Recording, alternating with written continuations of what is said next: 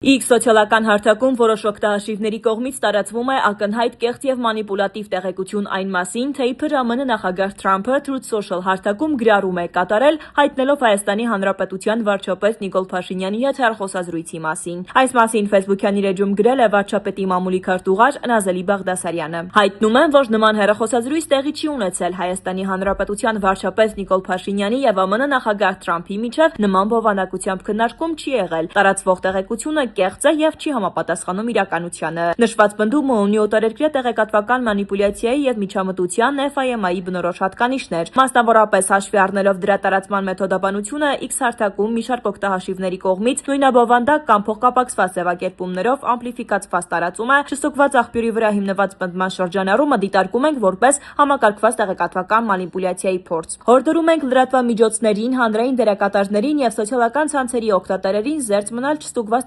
տեղեկությունների տարածումից, հատկապես այն դեպքերում, երբ դրանք վերաբերում են Հայաստանի Հանրապետության ազգային անվտանգությանը, արտաքին քաղաքականությանը և տարածաշրջանային կայունությանը, գրել է Բաղդասարյանը։